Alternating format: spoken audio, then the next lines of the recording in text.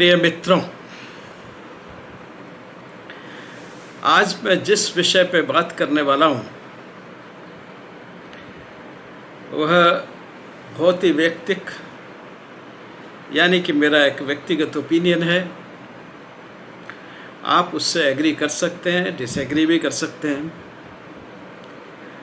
हम सब स्वतंत्र भारत के नागरिक हैं और स्वतंत्र भारत के नागरिक होने के कारण हम सब अपने अपने विचार रख सकते हैं, लेकिन आप उन विचारों का जरा बद्दा प्रदर्शन न करें कमेंट्स करते वक्त, क्योंकि वो अच्छा नहीं लगता। आफ्टर ऑल मेरे भी एक विचार है, मुझे भी अधिकार है अपने विचार रखने का, आप लोगों को पूरा अधिकार है अपने विचार रखने का, लेकिन उन विचारों को लेकर के आपस में संघर्ष क्यों? तो इसलिए कृपया आप लोग संघर्ष को जन्म न दें, वाद विवाद को जन्म न दें। आपको बात अच्छी लगे तो ठीक है, नहीं अच्छी लगे तो अन्यथा भी। मेरा ये सब बताने का अर्थ ये है कि आप अपने लीडरों को, अपने राजनेताओं को, उनके व्यवहार को जज कर सकें, क्योंकि मैं बहुत डिटेल में पर्सनैलिटी डिसऑर्डर के बारे में आपसे बात कर चुका हूँ और अब आप सक्षम हैं ये निर्णय करने में कि कौन सा व्यक्ति, कौन सा लीडर किस प्रकार के व्यक्तित्व का है, उसका असली व्यक्तित्व क्या है।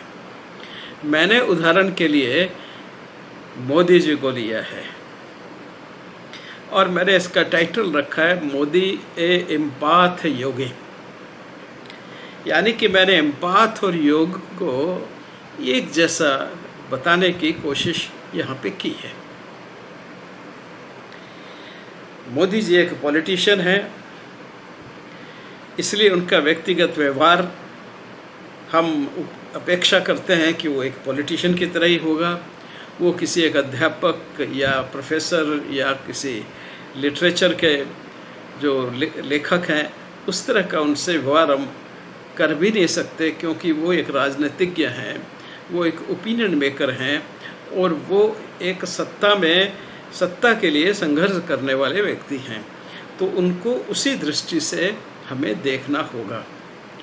उनका परिवार का संदर्भ, उनकी शादी का संदर्भ और उनके ओवरऑल क्रियाकलापों का हम चिंतन कर सकते हैं, सोच सकते हैं, उनकी अपने हिसाब से इन्फ्लुएंसेस निकाल सकते हैं। जहाँ तक मैंने उनको देखा है, मैंने उनको एज ए एम्पाथ ही देखा है और मैं आज आपको यही बताऊंगा कि वो एम्पाथ क्या है, किस रूप में, संक्षिप्त में, बहुत ही संक्षिप्त में। दूसरा जो मैं उनको जिस रूप में देखता हूँ वो है कश्मीर शैविज़म, जिसको मैं फॉलो करता हूँ, मेरा परिवार फॉलो करता है। तो उस कश्मीर शैविज़म के आधार पे भी मैं उनके बारे में थोड़ा सा आपको बताऊंगा। अब आते कि एम्पाथ क्या है। जब मैंने कहा कि मोदी एम्पाथ ए योगी, तो एम्पाथ का अर्थ क्या है और मैंने योगी शब्द क्यों उपयोग किया है। जब मैं एम्पाथ जब से मैंने सबसे पहले सुना था, बहुत पहले, तो सबसे पहले मैंने मेडिकल डिक्शनरी में देखा कि एम्पाथ का अर्थ क्या है और उसके लिए मैंने जो मेरियम वेबस्टर डिक्शनरी है, जो मेडिकल में काफ़ी उपयोग में लाई जाती है, क्योंकि उन शब्दों का वो बहुत अच्छी तरह से अर्थ करते हैं, उसको देखा तो उसमें जो उन्होंने अर्थ दिया हुआ वही मैं आपको बताने की कोशिश करूँगा, जिससे कि आप इसको समझ सकें। मेरियम वेबस्टर बड़ी इजीली अवेलेबल है, गूगल पे आप merriam-webster.com करके डालिएगा तो ये डिक्शनरी आ जाएगी और उसके बाद में जिस भी शब्द का अर्थ आप समझना चाहते हैं वह आसानी से उसमें समझ सकते हैं। एम्पाथ शब्द का अर्थ जो उन्होंने दिया है वो इस प्रकार से है, इसको मैंने 3 भागों में बांट दिया समझने के लिए। तो पहला भाग है, इंग्लिश में पहले पढ़ूंगा फिर हिंदी में पढ़ूंगा। The imaginative projection of A subjective state. Imaginative projection of A subjective state. Imagination आप समझते हैं, कल्पना को कहते हैं, और सब्जेक्टिव चीज़ मीन्स जो वास्तव में एग्जिस्ट करती है, subjective state into an object so that the object appears to be infused with it. यानी कि जब कोई व्यक्ति किसी भी एक सब्जेक्टिव चीज़ पे, सब्जेक्टिव मैटर पे या ऑब्जेक्ट पे अपने आप को केंद्रित कर लेता है तो अंततः वह वस्तु और वह व्यक्ति दोनों इन्फ्यूज हो जाते हैं, इतने ज़्यादा फ्यूज हो जाते हैं, इतने ज़्यादा एकत्व उनमें आ जाता है कि ये कहना मुश्किल है कि कौन क्या है। वह वस्तु जिस पे उन्होंने ध्यान दिया, जिस पे केंद्रित किया या जिसको समझा, ये व्यक्ति भी हो सकता है, ये स्थूल चीज़ भी कोई हो सकती है, ये पत्थर भी हो सकता, कुछ भी हो सकता है, यानी कि ऑब्जेक्ट है। तो उस ऑब्जेक्ट के साथ में उसका फाइनली एकीकरण करने की उसमें क्षमता होती है। ये पहली बात समझिए। हिंदी में इसको जो अनुवाद करते हैं तो निकलता है किसी वस्तु में व्यक्ति परक स्थिति का कल्पनाशील प्रक्षेपण ताकि वस्तु उसमें समाहित हो जाए। यानी कि आप किसी वस्तु को देख रहे हैं, उसको कल्पनाशीलता में अपनी ले जा रहे हैं या कल्पना उसमें कर रहे हैं और अपने स्वभावगत जो आपकी व्यक्तिगत स्थिति है उस दोनों का एकत्व कर लेते हैं, इतना एकत्व कर लेते हैं कि फाइनली आप एक दूसरे में समाहित हो जाते हैं। इसको उदाहरण देने के लिए मैं एक छोटा सा एग्जाम्पल दूंगा। विवेकानंद जब रामकृष्ण परमहंस के पास में उनके आश्रम में चले गए दक्षिणेश्वर में, तो वो इतनी आसानी से तो उनको अपना गुरु बनाने वाले थे नहीं। पढ़े लिखे थे, तार्किक थे और बहुत ही अधिक बुद्धि वाले थे। तो वो जब उसमें उनके साथ रहते हुए भी उनके शिष्य नहीं बने थे, उनकी टेस्टिंग चल रही थी, उन पे वो कुछ टेस्ट करते थे और उसका नतीजा देखते थे। तो इसी तरह एक दिन विवेकानंद जब अपने मंदिर में बैठे हुए थे तो अचानक जो रामकृष्ण परमहंस की चिल्लाने की आवाज़ आई, मेरे पीठ पे गाय है इसको हटाओ, मेरे पीठ पे गाय है इसको हटाओ।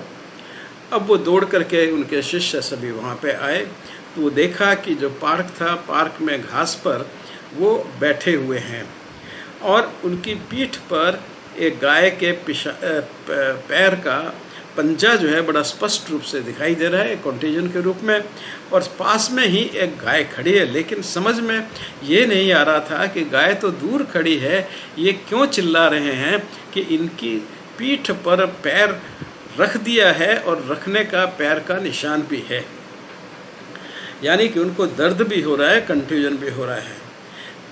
विवेकानंद को थोड़ी देर बाद ध्यान आया, तुरंत ध्यान आया, थोड़ी बात नहीं, कि गाय का पैर एक मिट्टी के, बड़े मिट्टी के ढेले पे पड़ा हुआ है। तो उनको सब समझ में आ गया कि वो ध्यान में थे, उन्होंने ध्यान की प्रक्रिया में उस मिट्टी के ढेले पे ध्यान रख रखा था और वो एक समर्थता से पहुंच चुके थे, यानी कि वो ढेला और ढेला उसमें दोनों में समाहित हो चुके थे। जैसी बात वेबस्टर डिक्शनरी ने इस स्टेट इम्पाथ को या एम्पैथी को डिस्क्राइब करते हुए कही है। तो उनको समझते देर नहीं लगी, उन्होंने तुरंत गाय का पैर उस मिट्टी के ढेले से उठाया, अलग किया, और जैसे ही वो गाय हटे तो गुरुजी एकदम शांत हो गए और उनको अपने वो लोग विश्राम गृह में ले गए और विश्राम किया और कुछ देर बाद ठीक हो गए। तो यानी कि ये जो हमारी परंपरा तो बहुत पुरानी है, ध्यान की परंपरा तो बहुत प्यारी है, बहुत पुरानी है, और हम जानते हैं कि कोई व्यक्ति किसी भी चीज़ के साथ में, किसी भी सिंबल के साथ में एकत्व कर सकता है। ये हमारी एक बहुत पुरानी विज्ञान कह दीजिए या विश्वास कह दीजिए या प्रकृति है ना। अब इसको दूसरे भाग को समझते हैं। दूसरे भाग में मैंने पहले इंग्लिश में ही बताऊंगा, फिर आपको हिंदी में बताऊंगा। इंग्लिश में उन्होंने कहा the action of understanding being aware, मतलब आपको एक्शन रूप में आप उस बात को समझते हैं और आप being aware, being sensitive and vicariously experiencing the feeling, thought, experience of another of either the past or present, माने भविष्य और आज के भी उसकी फीलिंग्स को सबको आप समझ सकते हैं। Having the not only feeling को, thoughts, experiences और आप फुल्ली कम्युनिकेट भी कर सकते हैं, उसको बता भी सकते हैं। जैसे उन्होंने, उनके जैसे दर्द हुआ तो वो चिल्लाने लगे, मेरे पैर पे, मेरी पीठ पे गाय ने पैर रख दिया है। तो यानी कि वो कम्युनिकेट भी कर सकते हैं, वो प्रैक्टिकली उस चीज़ को फुल्ली एक्सपीरियंस करते हुए और कम्युनिकेट भी कर सकते हैं। वो उनकी थॉट और विचारों में भी है, फीलिंग्स में भी है, वो हर दृष्टि से वो उनके एकत्व में सारी फीलिंग्स उनको वो हैं। तो एक्चुअल में तो एम्पैथी जो है उसी को कहते हैं। फिर आगे उन्होंने और कहा है, communicated in an objectively explicit manner, यानी कि खाली आप इशारे से या उससे नहीं, बिल्कुल साफ साफ शब्दों में, प्रैक्टिकल में, एक्शन में आप उस स्थिति को बता सकते हैं, जैसा कि रामकृष्ण परमहंस ने चिल्ला कर बताया। तीसरा जो उसका उन्होंने लिखा है वेबस्टर डिक्शनरी ने, वो लिखा है द कैपेसिटी फॉर एम्पैथी, क्योंकि ये नहीं होगी तो फिर सब कुछ बेकार है।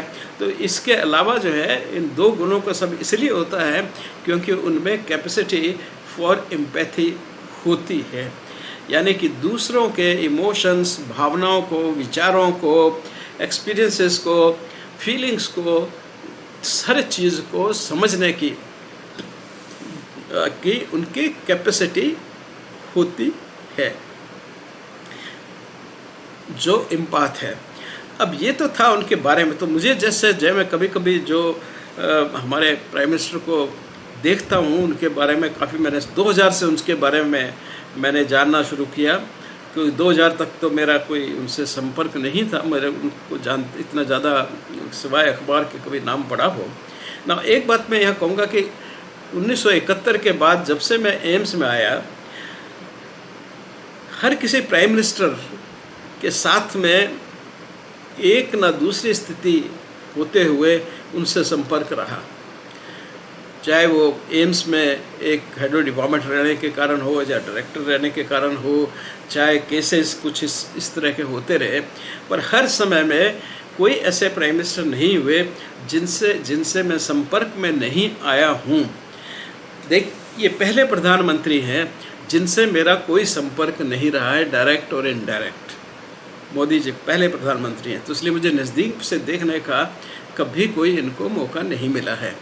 एक मौका मिला था 2000 के आसपास में, जब 2003 या 4 में, जब मैं गांधीनगर में गया हुआ था और ये चीफ मिनिस्टर थे, तो कुछ लोगों ने कहा कि हम आपकी उनसे मुलाकात करवा देते हैं, लेकिन मैंने मना कर दिया। मैंने कहा मैं काम करने आया हूँ, मुझे मुलाकात करने से कोई अर्थ नहीं है, और मैंने मुलाकात नहीं की थी। पिछली सरकार ने काफ़ी सारे केस, जब ये चीफ मिनिस्टर थे तो चलाए थे, जो स्टेट के अगेंस्ट में थे, स्टेट पुलिस के अगेंस्ट में थे, और वो सारे के सारे केस में जो मेडिकल लीगल एक्सपर्ट था वो मैं था। एक SIT भी बनी थी, स्पेशल इन्वेस्टिगेटिंग टीम, उसमें भी मैं मेंबर रहा।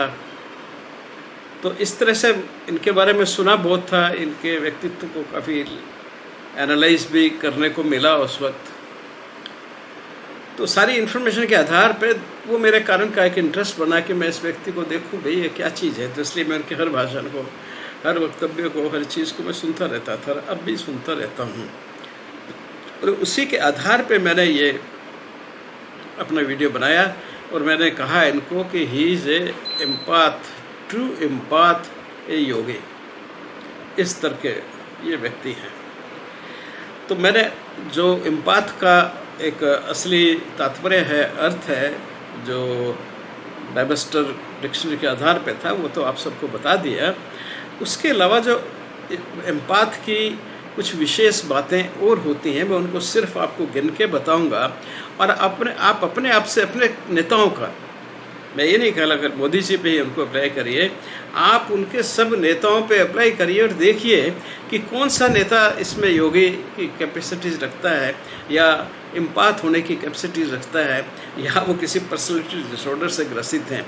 वो भी बात करेंगे, वो नेक्स्ट वीडियो में हम बात करेंगे कि संक्षिप्त में, डिटेल में ऑलरेडी डिस्कस कर चुका हूँ, लेकिन संक्षिप्त में एक बार फिर मैं आप लोगों को जो पर्सनैलिटी के विकार हैं उसके बारे में बात करूँगा, तो उनका आधार बना के आप उनकी जज कर सकते हो पर्सनैलिटी। और मेरे ख्याल में हर पॉलिटिशियंस की जो पर्सनैलिटी है उसको लोगों को जज करना चाहिए, साइकोलॉजिस्ट की मदद से, या साइकोलॉजिस्ट अकेले ही करें, या लोग बाग भी इनकी पर्सनैलिटी को समझ सकते हैं, तो एक बहुत अच्छा काम होगा। खैर, जो इम्पाथ के लक्षण बताए गए हैं वो इस तरह से हैं। इंग्लिश में पहले मैं गिना देता हूँ, मैं सिर्फ गिनाऊँगा ही, डिटेल में नहीं बताया जा सकता। उनमें नंबर 1 होता है एम्पैथी, जो मैंने आपको बताया ही डिटेल में अभी। Intuition, sensitivity, caring, listening, they are very good listeners. तो इसलिए ज़्यादातर लोग जो हैं कोई भी बात अपनी कहनी है तो उन पे जाके कन्फाइन करते हैं, उनको जाके सुनाते हैं, और वो बहुत अच्छे श्रोता होते हैं। मिररिंग, वो दूसरे की भावनाओं को, इमोशंस को बिल्कुल उस तरह से देख सकते हैं जैसे आप अपनी शक्ल मिरर में देखते हैं। तो इतना क्लैरिटी होती है उनमें उनको समझने की। कंपैशन, वो प्यार से, ममता से ओत प्रोत होते हैं, और आप बस मिलेंगे तो वो सब कुछ आप पे उड़ेल देंगे जितना ममता प्यार है। फिर टीयर्स, अब मोदी जी भी बहुत बार रोते हैं, लोग कहते हैं, कुछ लोग हंसते हैं, कुछ बुरी बुरी बातें भी करते हैं, लेकिन वस्तुतः वह जो टीयर्स उनके हैं वो एम्पाथ में असली होते हैं। वो इतने ओतप्रोत हो जाते हैं दूसरे के दुख से कि उनकी आंखों में स्वतः ही आंसू आ जाते हैं। फिर वो क्राउड को ज़्यादा पसंद नहीं करते। अभी इनका तो काम ऐसा ही है कि पब्लिक को एड्रेस करना है, पब्लिक से तारतम्य बनाना है, तो इसलिए वो क्राउड में जाते हैं, क्राउड में बात करते हैं, पर व्यक्तिगत रूप में अपने व्यक्त स्वयं के स्वभाव में उनको क्राउड से घिरे रहना कुछ ज़्यादा पसंद नहीं होता। भाषण देने की बात एक अलग है, पर एक चलते वक्त, जाते वक्त कहीं भी कुछ लोगों से घिरे रहना, वो जो कुछ लोगों का स्वभाव होता है कुछ पर्सनैलिटी डिसऑर्डर्स में, कि उनको हमेशा 20-25 आदमी अपने चारों तरफ घूमते हुए नजर आना चाहिए, ऐसी बात जो है वो एम्पाथ में कभी नहीं होती। नाउ कभी कभी एम्पाथ इतने ड्रेन्ड आउट हो जाते हैं इमोशन, कोई 4-5 बार जब आप इमोशंस आपके दिन में आप लोगों को दिखाएंगे या समझने की कोशिश करेंगे, यानी कि उनको कंज्यूम करेंगे, तो एक समय ऐसा आता है कि आप उससे ड्रेन्ड आउट हो जाते हैं और आप थके वैसे महसूस होते हैं। अवॉइड मीडिया, ऐसे व्यक्ति हमेशा मीडिया को भी अवॉइड करते हैं। बीइंग ए आदमी को लीडर मीडिया से तो फेस करना ही पड़ता है, तो वहीं तक सीमित होता है। लेकिन कुछ लोग जिस तरह से मीडिया को अपने साथ, कुछ प्राइम मिनिस्टर जाते थे, हवाई जहाज भर भर के ले जाते थे साथ में, सबको खर्चा पानी भी मिल रहा है, सब कुछ कर रहा है, ऐसा तो इनमें नहीं देखने को मिला। तो वो मीडिया से उनसे कोई ज़्यादा लगाव नहीं होता, बल्कि उसको अवॉइड करते हैं। और फिर कन्फाइनमेंट, बहुत से लोग अपनी जितने रहस्यमय बातें होती हैं जीवन की, दुखमय बातें होती हैं, कष्टमय बातें होती हैं, वो ऐसे लोगों के पास में आते हैं और उनको कन्फाइन करते हैं कि उनको मालूम होता है कि मैंने इस बात को बताया इस व्यक्ति को तो ये किसी को भी नहीं बताएगा, ये बहुत ही सीक्रेटिव होगा, ये अपने तक ही सीमित रखेगा, इस बात को किसी को बताने वाला नहीं है। इसलिए अक्सर एम्पाथ के पास में उनके मित्रगण और जान पहचान वाले लोग, या जो 1-2 बार उनसे मिल लेते हैं, वो अपनी कोई भी कहानी बतानी हो कहीं तो वो उनको आकर के बताते हैं ना। इसके अलावा हिंदी में अगर हम कहें तो वो सहानुभूति दिखाने वाले होते हैं, अंतर्ज्ञानी होते हैं, संवेदनशीलता उनमें बहुत होती है, देखभाल करने वाले होते हैं, केयरिंग होते हैं, वे अच्छे श्रोता होते हैं, कोई जाए बात सुनायत करता है। मिररिंग, जैसे हम पहले बता ही चुके आपको, अत्यधिक करुणा उनमें होती है, और आंसू बहुत जल्दी उनके निकल आते हैं, क्योंकि दूसरे की संवेदना को वो अपने की संवेदना की तरह समझते हैं, और ये असली आंसू असली होते हैं, वो नकली कभी नहीं होते। वो भीड़ को नापसंद करते हैं, और कभी कभार दिन के शाम के बाद में जब उनके बहुत से लोगों से इमोशनल कांटेक्ट अगर हो जाते हैं तो वो थका हुआ महसूस करते हैं। भावनात्मक रूप से अत्यधिक प्रभावशाली होते हैं, और मीडिया से दूरी बनाकर रखते हैं, बचकर रहते हैं, और विश्वास करने योग्य व्यक्ति होते हैं। जो उन्होंने कह दिया वो वैसा ही करेंगे, आपका विश्वास वो नहीं तोड़ेंगे, ऐसी उनमें उनका स्वभाव होता है। तो इस तरह से इन गुणों वाले जो व्यक्ति हैं उनको हम कहते हैं एम्पाथ यानी योगी। ये लगभग सारी जो प्रवृत्तियां हैं, सारे गुण हैं, वो एक जो हमारे हिंदुस्तानी योगी में डिस्क्राइब किए गए हैं उसी तरह के हैं। इसलिए मैंने कहा मोदी एन एम्पाथ योगी। तो कश्मीर शैविज़म में एक बड़ा ही सुंदर एक्सप्लेनेशन है, वह है चित्त एवं चिति का। चित्त उसे कहते हैं जो एक इंडिविजुअल लेवल पे चेतना है, उसको चिति कहा जाता है। लेकिन वहीं पे ये मानना है कि चिति का दूसरा पार्ट भी है जिसको हम चिति कहते हैं। चित्त एक व्यक्ति का, चिति यानी कि जो पूरे ब्रह्मांड में, पूरे जीव में, पूरे जीव मात्र में, पूरे मानव मात्र में, पूरे प्राणियों में जो एक जीवात्मा या एक चेतना या एक ब्रह्म जो आच्छादित है, जिसमें वो स्थित भी है और वो उसमें स्थित है, उसमें जो ब्रह्मांड में, यूनिवर्स में और कॉस्मोस में सारे का कारण भी है और उसी में वो निहित भी है, उस तरह की जो चिति है वह जिनमें प्रबल होती है, वो फिर चित्त की परवाह नहीं करते, अपने इंडिविजुअल चित्त की परवाह नहीं करते। ऐसे व्यक्ति हमेशा सामाजिक स्तर पर सोचते हैं, क्योंकि सारी समाज की चिति के साथ में वो जुड़े होते हैं।